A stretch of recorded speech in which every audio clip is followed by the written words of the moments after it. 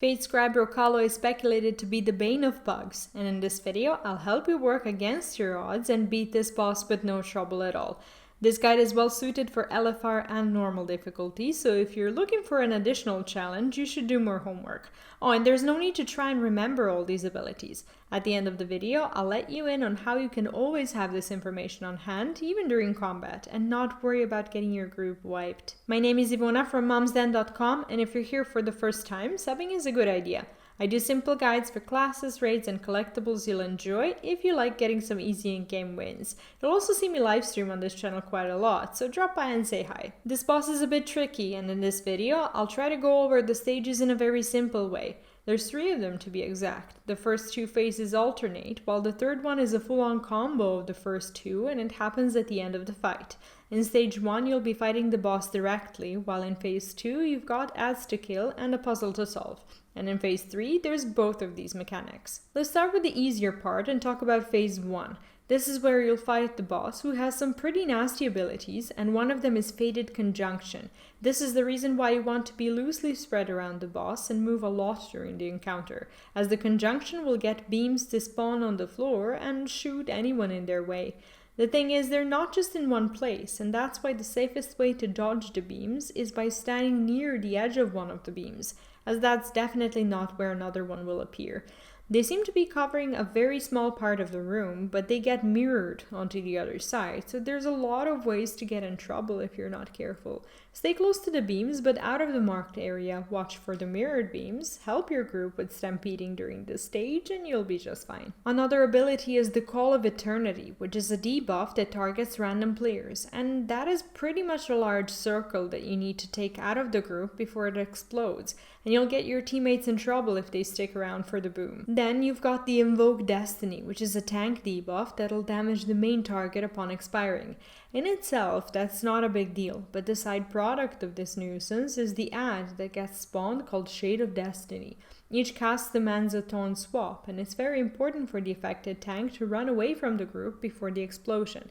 The shade should be tanked around the room, and try not to stand near it unless you really have to. Another type of ad is the Fate Spawn Anomaly that spawns whenever the shade gets killed off, and there's quite a few of them. These little ones will cause anomalous blasts at random targets, and there's no reason for you not to interrupt all the possible casts, as the damage will pile up quickly and cause a massive headache for your healers. There is another tank mechanic you should be aware of, and that's the Diviner's Probe stacks that will require you to taunt swap, but also take increased damage once you become the main target. It's time to talk about phase 2, and that one happens at 70% and 40% of the boss's HP. You'll be pushed away with Loom of Fate, and the rings at the center of the room will become activated.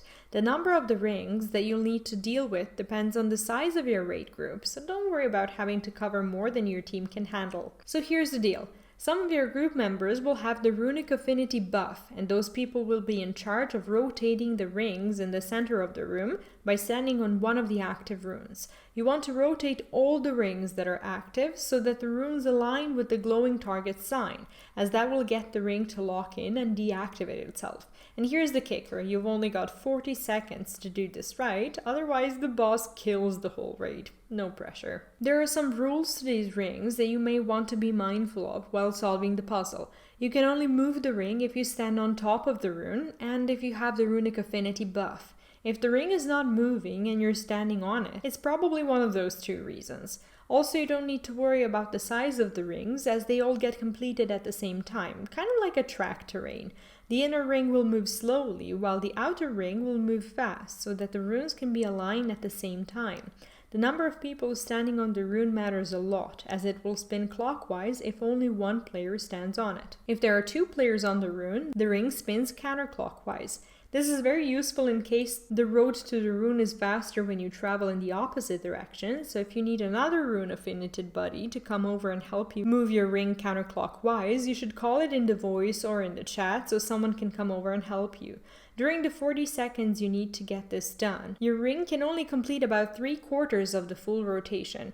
That's why it's incredibly important to judge whether or not you should be spinning the circle counterclockwise or clockwise. The default is clockwise, but you should always check and see if the rune will be closer to you from the other side. While there's a puzzle to be solved, the rest of the raid will be at the edges of the room, battling the ads that spawned, and believe me when I say it, they'll be busy doing that. One of these ads is the Fate Spawn Monstrosity, and you must kill it before the stacks of Monstrosity's boon get out of control. If you're not in charge of the runes, you should definitely be all over these. The monstrosity will try and cast Despair, and you should be interrupting this one at all times, and pretty much the whole raid will be getting tons of damage, and they'll be slowed down if you don't, which won't help anyone, especially people solving the puzzle. Apart from the monstrosity, there will be those other ads called Fate Spawn Anomalies. They're smaller and in greater numbers, and will also be casting Anomalous Blast at unsuspecting players. Grouping them and killing them off quickly before they deal a bunch of damage to the individual players is generally the right thing to do. Another thing that's going to bother you while a part of your raid group is solving the puzzle is the Fate Fragment mechanic, which is pretty much tiny grey orbs that'll spawn on the outer edges of the room and start moving around. The balls hit very hard and slow your movement. Avoid this at all costs, regardless of whether you're the one doing the puzzle or taking care of the ads, because the orbs do not feel good. Finally, once you're done with all of this, it's time for the third stage, starting at 40% of the boss's HP. This pretty much means that everything happening both in stage 1 and stage 2 will continue to happen. The puzzle will be slightly easier as there will be less rings to put back into their place, but there's also going to be less time to do it, and that's 30 seconds. And that's it, you beat that and you've beaten the Fatescribe. That's about it when it comes to dealing with the Roh-Kalo. If you keep forgetting these mechanics, consider supporting the channel as a member or on Patreon, as you can download these and other Sanctum cheat sheets. They're super handy as you can keep them open on your second screen or device and never lose track of what you need to do. Thanks to everyone supporting the content, as they're the main reason why you'll be getting the next Sanctum guide soon.